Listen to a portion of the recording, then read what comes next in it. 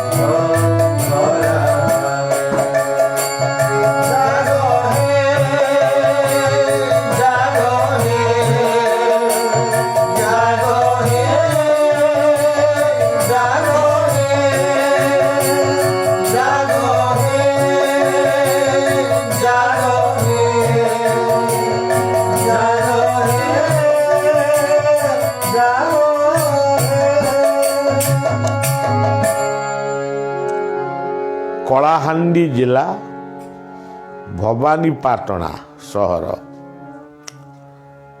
ଭବାନୀପାଟଣାରୁ ଆପଣମାନଙ୍କୁ ଶୁଭେଚ୍ଛା ଅର୍ପଣ କରୁଛି। ଜଣେ ଗୃହୀ ଭକ୍ତଙ୍କ ଘରେ ବଳିଆ ଅବସ୍ଥାନ କରିଛି। ସେ ଆଶାରାମ ବାପୁଙ୍କର ଶିଷ୍ୟ ହେଲେ ବି ତାଙ୍କର ବଳିଆ ପ୍ରତି ବହୁତ ଶ୍ରଦ୍ଧା। ନାଁଟି ତାଙ୍କର ସରୋଜ କୁମାର ପାଇକରାୟ। ଜଣେ ଇଞ୍ଜିନିୟର। ସେ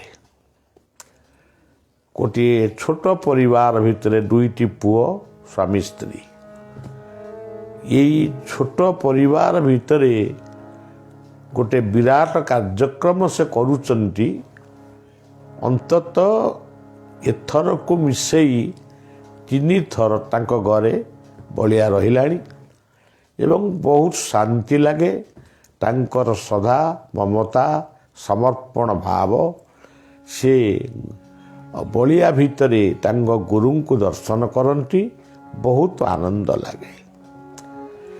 ତେବେ ଆଜି ମାର୍ଗଶିର ମାସର ସେହି ପବିତ୍ର ଦିନରେ ପବିତ୍ର ପ୍ରଭାତରେ ସମସ୍ତଙ୍କୁ ଶୁଭେଚ୍ଛା ଜଣାଉଛି।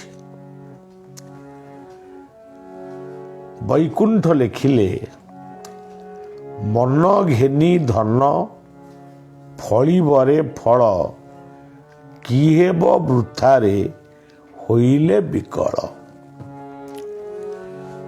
ଆମର ଗୋଟେ ଓଡ଼ିଆର ଲୋକକଥା ଅଛି, ଯାମନ ଯେପରି ତାମନ ସେପରି, ଖଞ୍ଜି ରଖିଥାନ୍ତି ଈଶ, ଉଚ୍ଚ ମନା ସିନା ଲଭନ୍ତି ଅମୃତ, ନିଚ ମନା ଲଭେ ବିଷ। ତେଣୁ ଆମ ମନଟା ଯେପରି ଯେତେ ସୁନ୍ଦର, ଯେତେ ନିଶ୍ଚଳ, ଯେତେ ଏକାଗ୍ରତାପୂର୍ଣ୍ଣ, ଆମେ 5 ମିନିଟ୍ ଭଗବାନଙ୍କୁ ପ୍ରାର୍ଥନା କରିବୁ, ସେତିକି ଯଥେଷ୍ଟ। 15 ମିନିଟ୍ ଦରକାର ନାହିଁ। ଦଣ୍ଡେ ଭାଗବତରେ କହିଛନ୍ତି, ଦଣ୍ଡେ ନିମିଷେ କ୍ଷଣେ ଲେସେ, ଯିଏ ବା ଥାଅ ଯେଉଁ ଦେଶେ। ଯଦି ଗୋଟିଏ ମିନିଟ୍ ଆମର ଏକାଗ୍ରତା ଜନ୍ମ ନେଲା, ମନରେ ଶ୍ରଦ୍ଧା ଭକ୍ତି ସୃଷ୍ଟି ହେଲା, ସେତିକି ଯଥେଷ୍ଟ। ଆମେ ବହୁତ ପ୍ରାର୍ଥନା କରୁ, କାହିଁକି କରୁ? ତ ମହାପୁରୁଷ ମାନେ ଆମକୁ କହିଛନ୍ତି ଏତିକି ପ୍ରାର୍ଥନା କର। ଧରନ୍ତୁ ଜଣେ 15 ମିନିଟ୍ ପ୍ରାର୍ଥନା କରୁଛି, ପ୍ରାର୍ଥନାଟି ସରିବା ଯାକେ ସେ ଅପେକ୍ଷା କରୁଛି। ତା ଭିତରେ ଯଦି ଗୋଟିଏ ମିନିଟ୍ କି ଅଧ ମିନିଟ୍ ଯଦି ଇଏ ମନ, ଇଏ ଚଞ୍ଚଳ ମନ ସେଇ ପଦାବ୍ଜକୁ ଚାଲିଯାଏ, ତାହେଲେ ସେତିକି ମଧ୍ୟ ଯଥେଷ୍ଟ। ତେଣୁ ମନେ ରଖିବା ଉଚିତ, ମନ ଘେନି ଫଳ। ତୁମ ମନଟି ଯେପରି ଫଳଟି ଫଳିବ ସେପରି। ମଧୁ ଲେଖିଲେ, କୃଷ୍ଣ ନାମ ମାଳା କରି, ଅନୁରାଗ ଡୋରେ ଭରି, ଗଳାରେ ଝୁଲାଇ, ଜଞ୍ଜାଳୁ ପଳାଇ, ଦେଖ ଯାଇ ବ୍ରଜ ଦାଣ୍ଡ। କୃଷ୍ଣଙ୍କର ନାମକୁ ଭଜନ କର ଏବଂ ଅନୁରାଗ ସେଇଭଳି ଆମ ଭିତରେ ସୃଷ୍ଟି ହେବା ଉଚିତ। କୃଷ୍ଣ ମୋର, ମୁଁ କୃଷ୍ଣଙ୍କର। ଜଞ୍ଜାଳରୁ ବିମୁକ୍ତ ହୁଅ। 5 ମିନିଟ୍ ହଉ, 3 ମିନିଟ୍ ହଉ, 2 ମିନିଟ୍ ହଉ, ଦଣ୍ଡେ ହଉ, ସେ ଯୋଉ ଜଞ୍ଜାଳରୁ ବିମୁକ୍ତ ହେଇ ଜଞ୍ଜାଳକୁ ବୁଲି ମନର ଏକାଗ୍ରତାରେ ଯଦି ସେଇ ଗୋଟିଏ ନାମକୁ ଆମେ ସ୍ମରଣ କରିବା, ସିଏ ଭାବନାରେ ସୃଷ୍ଟି ହେବ ବ୍ରଜଦାଣ୍ଡ। ଯାହା ବି ଦେଖାଯିବ ସିଏ ହେବ ବୃନ୍ଦାବନ ଧାମ ବା ବ୍ରଜଦାଣ୍ଡ। ତମେ ଯୋଉଠି ବସିଥାଅ, ଭବାନୀପାଟଣାରେ ଥାଅ କି କୋରାପୁଟରେ ଥାଅ କି କଟକରେ ଥାଅ କି ଉତ୍ତରପ୍ରଦେଶରେ ଥାଅ କି ମଧ୍ୟପ୍ରଦେଶରେ ଥାଅ, ଆଖି ବୁଜି ବସିଲ, ମନରେ ଏକାଗ୍ରତାକୁ ଆଣିଲ, ପ୍ରେମରେ କୃଷ୍ଣ ବୋଲି କହିଲ, ଏଇ ଯୋଉ ଭାବନାଟା ସୃଷ୍ଟି ହେଲା, ଏଇଗୁଟାକ ହେଉଛି ବ୍ରଜଦାଣ୍ଡ ବା ବୃନ୍ଦାବନର ପରିକଳ୍ପନା। ମୁଁ ଯୋଉଠି ବୃନ୍ଦାବନ ସେଇଠି। ସେଥିପାଇଁ ଭକ୍ତ କବିମାନେ ଲେଖିଛନ୍ତି, ଏଇ ମନ ଏଇ ମନ ଏଇ ମନ ପୁରିବା, ଏଇ ମନ କାଶ, ଏଇ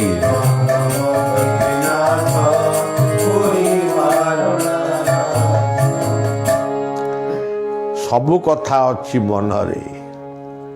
ତେଣୁ ମନକୁ ସ୍ଥିର କର, ମନରେ ଏକାଗ୍ରତା ଆଣ। ଅଭିରାମ କହିଲେ, ବଡ଼ ହେବା ପାଇଁ ମୋଡ଼ନ୍ତି ନିଶ ବହୁତ ଲୋକ, ଗୁଡ଼ିଏ ସାନ ସୃଷ୍ଟି କରି ହୋଇଥାନ୍ତି ଦାମ୍ଭିକ। ବଳିଆ ଗୋଟିଏ ଗୀତ ବୋଲେ, ଗୋଟିଏ ପଦ ବୋଲେ, ଜଗତରେ କେହି ବଡ଼ ଏକା କଳା ଠାକୁର, କେହି ସେଇ ଏକା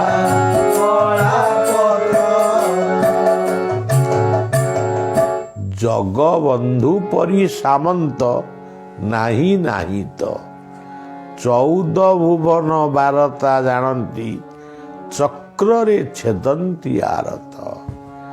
ଇଏ ବାବୁ ତମେ କି ବଡ଼?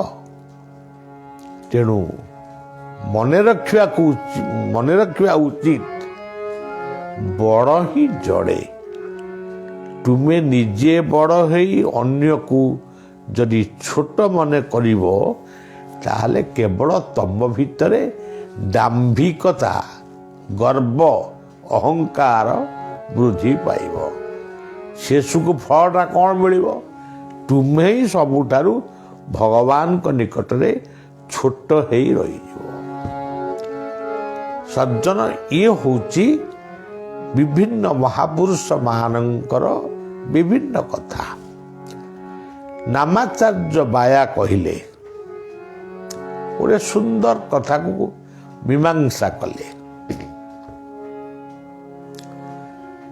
ତ୍ରିତାପ, ଆଧ୍ୟାତ୍ମିକ ତାପ, ଆଧି ଭୌତିକ ତାପ, ଆଧି ଦୈବିକ ତାପ। ତ୍ରିତାପ ଜ୍ୱାଳାରୁ ଉଦ୍ଧାର ହେବା ପାଇଁ ଆମେ ଗୁରୁ ଗ୍ରହଣ କରିଛୁ, ଭଗବତ ଚିନ୍ତନ କରୁଛୁ ବା ସାଧନ ଭଜନ କରୁଛୁ। ବଳିଆ ଗୋଟିଏ ସଙ୍ଗୀତରେ ଲେଖିଛି, ତ୍ରିତାପ ଦଳନେ ତ୍ରିରଥ ଚାଲ, ଏ ସଂସାର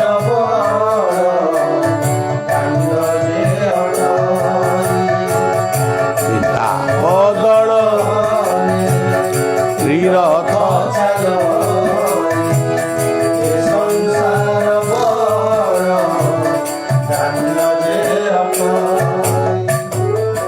ଜଗନ୍ନାଥଙ୍କ ବଡ଼ ଦାଣ୍ଡରେ 3ଟି ରଥ ଚାଲେ। ଆଗରୁ ଅବଶ୍ୟ ଗୋଟିଏ ରଥ ଚାଲୁଥିଲା, ପୁଣି ପ୍ରମାଣ ଅଛି 2ଟି ରଥ ଚାଲୁଥିଲା। ମଝିରେ ଗୋଟିଏ ନଦୀ ଥିଲା। ଏ ପାଖରୁ ଗୋଟିଏ ରଥରେ ଯାଇ ନଈର ଗୋଟିଏ ପଟରେ ଗୋଟିଏ ରଥ ରହୁଥିଲା, ପୁଣି ଜଗନ୍ନାଥ ସେପଟ ରଥରେ ଗୁଣ୍ଡିଚା ମନ୍ଦିରକୁ ଯାଉଥିଲେ। ତେବେ ବର୍ତ୍ତମାନ ଆମେ ଦେଖୁଛୁ 3ଟି ରଥ ସେ ଚାଲୁଛି। ତେବେ ଏ 3ଟି ରଥ କାହିଁକି ଚାଲୁଛି? ଏହା ଦ୍ୱାରା ଲାଭ କ'ଣ? ତିନି ରଥକୁ ଟାଣିକିରି ଆମେ କ'ଣ ପାଇବା? ତ୍ରିତାପ ଦଳନେ ତ୍ରିରଥ ଚାଲଇ, ଆଧ୍ୟାତ୍ମିକ ତାପ, ଆଦି ଭୌତିକ ତାପ, ଆଦି ଦୈବିକ ତାପର ଦଳନ ପାଇଁ ଆମେ ତିନୋଟି ରଥକୁ ସ୍ପର୍ଶ କରିବା ଉଚିତ ବା ସେ ଦଉଡ଼ାକୁ ଧରି ଟାଣିବା ଉଚିତ। ଆଦି ଭୌତିକ ତାପ କ'ଣ? ରୋଗ। ଆମ ଭିତରେ ଯେଉଁ ଅସାଧ୍ୟ ବେମାରୀ ସବୁ ରହିଛି, ଏଇ ଅସାଧ୍ୟ ବେମାରୀ ନହେବା ପାଇଁ, ଏ ଅସାଧ୍ୟ ବେମାରୀ ପାଇଁ ଗୋଟିଏ ଔଷଧ ହେଉଛି ଆମେ ଯଦି ଭଗବତ ଚିନ୍ତନ କରିବା ତାହେଲେ ଆଦି ଭୌତିକ ତାପ ଖଣ୍ଡନ ହେବ ବା ପ୍ରଶମିତ ହେବ ବା ଯେତିକି ହେବା କଥା ତାଠାରୁ କମ୍ ହେବ ବେମାରୀ। ଆପଣ କହିବେ ମୋତେ ରୋଗ ହେଲା, ମୁଁ ତ ଔଷଧ ଖାଇଲି, ଆଉ ରଥ ଟାଣିବାରେ କ'ଣ ଅଛି? ଭଗବତ ଚିନ୍ତନ କରିବାରେ କ'ଣ ଅଛି? ସେଇ ଔଷଧେ ଚିନ୍ତୟତେ ବିଷ୍ଣୁ। ଆପଣ ଔଷଧ ଖାଇ ସୁସ୍ଥ ହେବେ, କିନ୍ତୁ ସେଇ ଔଷଧ ରୂପରେ ଭଗବତ କୃପା ହିଁ ପ୍ରବେଶ କରିବ। ଇଏ ହେଲା ଆଦି ଭୌତିକ ତାପ। ତେଣୁ ରୋଗମୁକ୍ତ ଜୀବନ ସେ ହେଉଛି ଶାନ୍ତିର ଜୀବନ। ଆଦି ଭୌତିକ ତାପ ଗଲା, ତେବେ ଆଦି ଦୈବିକ ତାପ କ'ଣ? ଅକାଳ ମୃତ୍ୟୁ। କିଏ ପାଣିରେ ବୁଡ଼ିକିରି ମରିଗଲା, କିଏ ନିଆଁରେ ପୋଡ଼ି ହେଇ ମରିଗଲା, ସର୍ପାଘାତ କାହାକୁ ହେଲା, ବଜ୍ରପାତ କାହାକୁ ହେଲା, କିଏ ରାସ୍ତାରେ ଯାଉଥିଲା ଏକ୍ସିଡେଣ୍ଟ ହେଲା, ତାର ମୃତ୍ୟୁ ହେଲା। ଏଇ ଯେଉଁ ତାପ ଆମମାନଙ୍କ ପାଇଁ ରହିଛି, ତେଣୁ ଭଗବତ ଚିନ୍ତନ କରି ଆମେ ଅନ୍ତତଃ ପ୍ରାର୍ଥନା କରିବା, ପ୍ରଭୁ ଆଦି ଦୈବିକ ତାପରୁ ମୋତେ ରକ୍ଷା କର। ରକ୍ଷା ନ ହୋଇପାର, ଭଗବାନ କହିବେ ତମେ କ'ଣ ଯାହା ମାଗିବ ମୁଁ ତାହା ଦେବି, ତମକୁ ମୁଁ ଏଇ ତାପଟା ଦେବି, ସେଇଟା ଅଲଗା କଥା। ଶକ୍ତି ନାହିଁ ବର୍ଷ କାହାରି ଜଗତେ, ନିୟତିକୁ ନେବ ନିଜ ଇଚ୍ଛା ବଟେ। କାହାର ଶକ୍ତି ନାହିଁ। ତେଣୁ ଆଦି ଭୌତିକ ତାପ, ଆଦି ଦୈବିକ ତାପ, ତାପରେ ଆସିଲା ଆଧ୍ୟାତ୍ମିକ ତାପ। ଆଧ୍ୟାତ୍ମିକ ତାପ କ'ଣ? କିଏ ଦଉଡ଼ା ଦେଇ ମଲା, କିଏ ବିଷ ପିଇକିରି ମଲା, କିଏ ରେଲ ଲାଇନରେ ଶୋଇପଡ଼ିକିରି ଜାଣିକିରି ମଲା। ତମେ କ'ଣ ମଣିଷ ଜୀବନ ପାଇଥିଲ ଦଉଡ଼ା ନଗେଇ ମରିବା ପାଇଁ, ବିଷ ପିଇକିରି ମରିବା ପାଇଁ, ରେଲ ଲାଇନରେ ଶୋଇକି ମରିବା ପାଇଁ? ଦୁର୍ଲଭ ମନୁଷ୍ୟ ଶରୀର ନରକ ନିଷ୍ଠାରଣ ଦ୍ୱାର। କେଡ଼େ ସୁନ୍ଦର ପଦଟି ଭାଗବତ ଲେଖିଲେ। ଦୁର୍ଲଭ ମନୁଷ୍ୟ ଶରୀର ନରକ ନିଷ୍ଠାରଣ ଦ୍ୱାର, ଦୁର୍ଲଭ ମନୁଷ୍ୟ ଶରୀର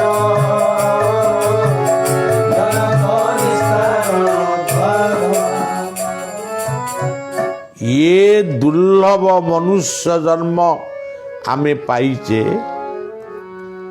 आमे भगवत चिंतन करने जंगल को चली जा, कौन से आश्रम को पड़ा,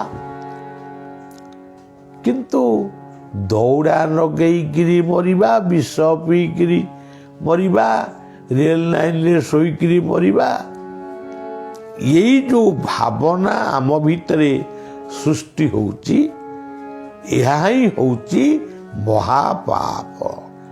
ଈଶାବାସ୍ୟମ୍ ଉପନିଷଦରେ ସ୍ପଷ୍ଟ କହିଲେ ଅସୂର୍ଯ୍ୟା ନାମତେ ଲୋକା ଅନ୍ଧେନ ତମସାବୃତା ତାଂସ୍ତେ ପ୍ରତ୍ୟାଭିଗଚ୍ଛନ୍ତି ଯେ କୋ ଆତ୍ମ ଧନଜନା ଯେଉଁମାନେ ଆତ୍ମହତ୍ୟା କରନ୍ତି ସେମାନେ ପ୍ରେତ ଜନ୍ମରେ ଘୁରି ବୁଲନ୍ତି। ତେଣୁ ଯେଉଁମାନେ ଆତ୍ମହତ୍ୟା କରନ୍ତି ସେମାନଙ୍କ ପାଇଁ ସ୍ୱତନ୍ତ୍ର ଗୋଟିଏ ଭଗବତ କାର୍ଯ୍ୟ କରିବାକୁ ପଡ଼ିବ। ଗୀତା ଯଜ୍ଞ ହଉ, ନାମ ଯଜ୍ଞ ହଉ, ବୈଷ୍ଣବ ସେବା ହଉ, ବ୍ରାହ୍ମଣ ସେବା ହଉ କିମ୍ବା ନୀରବ ପ୍ରାର୍ଥନା ହଉ କରିବାକୁ ପଡ଼ିବ। କାରଣ ସେମାନେ ଆଧ୍ୟାତ୍ମିକ ତାପରେ ମୃତ୍ୟୁବରଣ କରିଛନ୍ତି। ତେଣୁ ଆଧ୍ୟାତ୍ମିକ ତାପ, ଆଧି ଭୌତିକ ତାପ, ଆଧି ଦୈବିକ ତାପ, ଅକାଳ ମୃତ୍ୟୁ, ଅସାଧ୍ୟ ବେମାରୀ ଏବଂ ଆତ୍ମହତ୍ୟା, ଏ ତିନୋଟି ଚାପରୁ ଭଗବାନଙ୍କୁ ପ୍ରାର୍ଥନା କର ଏବଂ ନିଜ ଭିତରେ ଯେଉଁ ସାମର୍ଥ୍ୟ ଅଛି ତାକୁ ନେଇ ତୁମେ ସଂକଳ୍ପ କର ମୁଁ କେବେ ହେଲେ ଆତ୍ମହତ୍ୟା କରିବି ନାହିଁ। ଯଦି ଅସାଧ୍ୟ ବେମାରୀ ମୋତେ ଧଇଲା ମୁଁ ଉପଯୁକ୍ତ ଚିକିତ୍ସକଙ୍କ ସହିତ ପରାମର୍ଶ କରିବି ଏବଂ ଭଗବତ ନାମ ନେବି। ତେଣୁ ଘରୁ ଯେତେବେଳେ ବାହାରିବ ସେତେବେଳେ ଆଧି ଦୈବିକ ତାପ ତମ ଜୀବନରେ ନ ଆସିବା ପାଇଁ ତୁମେ ଅନ୍ତତଃ ମୃତ୍ୟୁଞ୍ଜୟ ମନ୍ତ୍ରଟି ଜପ କର। ନିଜ ନିଜର ଇଷ୍ଟଙ୍କ ମନ୍ତ୍ର ଜପ କଲେ ଯଥେଷ୍ଟ। ତେଣୁ ମୃତ୍ୟୁଞ୍ଜୟ ମନ୍ତ୍ର ଜପ କରିବା ପାଇଁ ଅନେକ ମହାପୁରୁଷ କହିଛନ୍ତି ତ୍ର୍ୟମ୍ବକମ୍ ଜଜାମହି ସୁଗନ୍ଧିଂ ପୁଷ୍ଟିବର୍ଧନ ଉର୍ବାରୁକମ୍। ବନ୍ଦନା ମୃତ୍ୟୁର୍ମୁଖୀ ଅମୃତା ଜଣଙ୍କର ଏତେ ଶୁଳ୍କ ପଡ଼ିବା ପାଇଁ ମୁଖସ୍ଥ କରିବା ପାଇଁ ତାର ସମୟ ନାହିଁ କି ଧୈର୍ଯ୍ୟ ନାହିଁ। ନଥାଉ, କେବଳ ଇଷ୍ଟମନ୍ତ୍ର ଜପ କର। ଭାଗବତର ଗୋଟିଏ ସୁନ୍ଦର ପଦ, ଯେ ନିତ୍ୟ ଇଷ୍ଟ ଧର୍ମ ପାଳେ ଅନାଦ୍ୟ ବୋଲି ସୟରେ ନିତ୍ୟ ଇଷ୍ଟ ଧର୍ମ ପାଳେ ଅନାଢ଼୍ୟ ବୋଲି ସୟରେ। ଆପଣ କିଛି ନ କହିବେ, ଖାଲି ଜୟ ଗୁରୁ କହୁନାହାନ୍ତି। ମୋଟର ସାଇକେଲରେ ଚଢ଼ିଲେ, ଗାଡ଼ିରେ ବସିଲେ, ମନ ଭିତରେ ରହୁ ଜୟ ଗୁରୁ ଜୟ ଗୁରୁ। କାଲି ରାତିରେ ଜଣେ ବ୍ୟକ୍ତି ଆସିଲେ, ବଳିଆ ବିଶ୍ରାମ ନେଲାଣି ତଥାପି ଆଇଲେ ରାତି 9ଟା ବେଳେ। ସିଏ ହେଉଛନ୍ତି କାଳୀକୃଷ୍ଣ ସଂଘର ଜଣେ ସଭ୍ୟ, ଜଣେ ଆକ୍ଟିଭ ମେମ୍ବର। କିନ୍ତୁ ସିଏ ସବୁଦିନେ ସେ ଆମର ଏଇ ଯେଉଁ କାର୍ଯ୍ୟକ୍ରମ, ବଳିଆର ଏଇ ଯେଉଁ ଲାଇଭ୍ କାର୍ଯ୍ୟକ୍ରମ ଚାଲିଛି ତାକୁ ସେ ସବୁଦିନେ ଦେଖନ୍ତି। ସେ କହିଲେ ବାବା ଯେଉଁଦିନ ମୁଁ ଦେଖିନଥିବି ଆଗ ପ୍ରଥମ ଆପଣଙ୍କର ଲାଇଭ୍ ଦେଖିବି, ତାପରେ ମୁଁ ମୋ କାର୍ଯ୍ୟ କରିବି। ଯେଉଁଦିନ ଦେଖିନଥିବି ସେଦିନ ମନଟା ଜମା ଭଲ ଲାଗିବନି। ବଳିଆ ଶୁଣୁଥାଏ ସେ କଥା, ମୋ ମନ ଭିତରେ ବି ଆନନ୍ଦ ଆସୁଥାଏ। ଯାହା ହଉ ଇଏ ସେବକର କଥାକୁ ଜଣେ କାଳୀକୃଷ୍ଣ ସଂଘର ଜଣେ ସଭ୍ୟ, ଏମିତି ତାଙ୍କରି ଭଳି ଅନେକ ବ୍ୟକ୍ତି ଦେଖୁଛନ୍ତି। ସେ ସଂଘର ଗୋଟିଏ ସୁନ୍ଦର କଥା ଅଛି, ଯିଏ କାଳୀ ସେ ହିଁ କୃଷ୍ଣ। ରାମକୃଷ୍ଣ ପରମହଂସ ଦିନେ କାଳୀଙ୍କି କହିଥିଲେ, କାଳୀ ମୂର୍ତ୍ତିଙ୍କ ପାଖରେ ପ୍ରାର୍ଥନା କରିଥିଲେ, মা তুমি কি আমার জন্যে একবার শ্যাম হবে না? শ্যামাকালী ଶ୍ୟାମରେ ପରିଣତ ହେଲେ। ତେଣୁ ଯିଏ କାଳୀ ସେଇ କୃଷ୍ଣ, ଯିଏ କୃଷ୍ଣ ସେଇ ରାମ, ଯିଏ ରାମ ସେଇ ଜଗନ୍ନାଥ, ଯିଏ ଜଗନ୍ନାଥ ସେଇ ପରଂ ବ୍ରହ୍ମ, ସେଇ ଆଲ୍ଲା, ସେଇ ଗଡ଼, ସେଇ ବାହେ ଗୁରୁ, ସବୁ ସେଇ। ଏକ ବିଦ୍ୟା ସୁରକ୍ଷିତା। ଆମ ଭିତରେ ସେଇ ଭାବନାଟା ଆସୁନି। ଗଲାବେଳେ ସେ ପ୍ରଣାମ ଯେତେବେଳେ କଲେ, ବଳିଆ ପାଟିରୁ ବାହାରି ପଡ଼ିଲା ଜୟ ଗୁରୁ। ସିଏ କି ସୁନ୍ଦର ମଧୁର କଣ୍ଠରେ ଜୟ ଗୁରୁ ଜୟ ଗୁରୁ ଜୟ ଗୁରୁ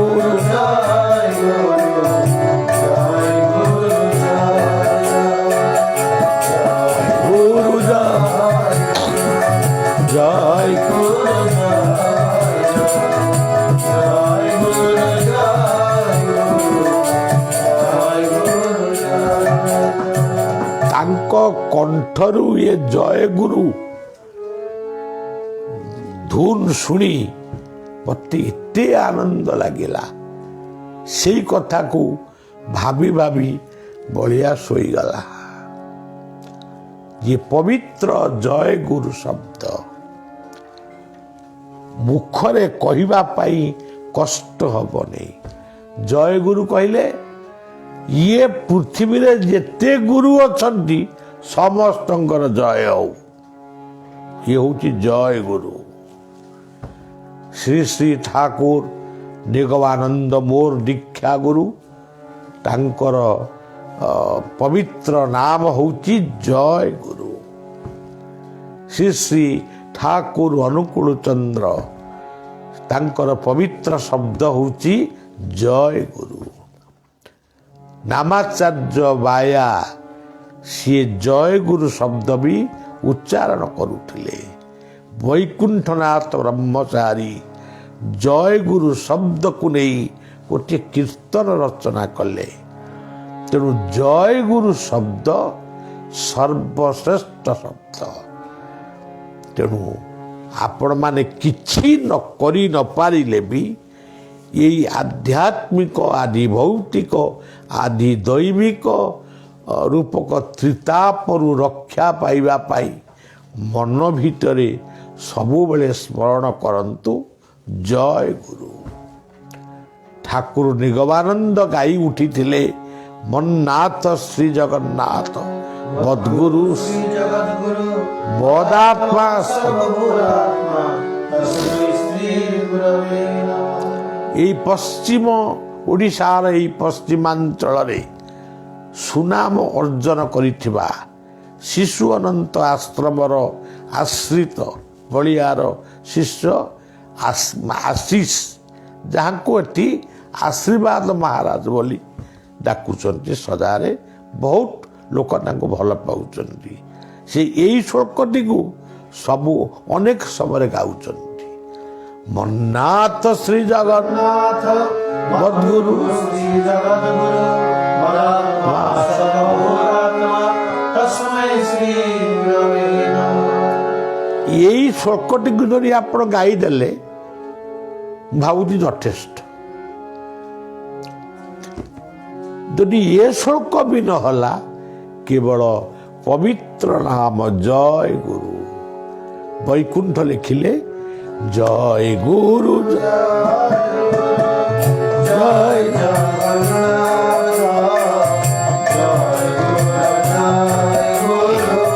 वैकुंठ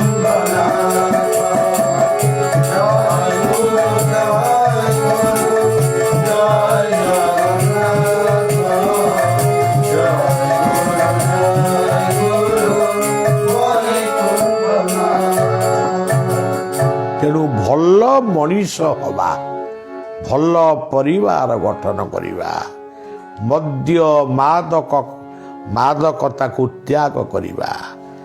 ଆମେ ସୁନ୍ଦର ମନର ଗୋଟିଏ ଭଲ ମଣିଷ ହେବା। ବଳିଆ ବର୍ତ୍ତମାନ ଆମ୍ବ ଦଳା ଯିବ, ସେଠୁ ଆସି ଆଜି ରାତ୍ରିରେ ନର୍ଲାରେ ରହିବ। କାଲି ସକାଳୁ ପୁଣି ନର୍ଲାରୁ ଆପଣମାନଙ୍କୁ ଶୁଭେଚ୍ଛା ବାର୍ତ୍ତା ପ୍ରଦାନ କରିବ। ତେଣୁ ସଜ୍ଜନ, ଆଜି ପାଇଁ କଥାକୁ ଏଇଠି ବିଶ୍ରାମ ଦେଉଛି।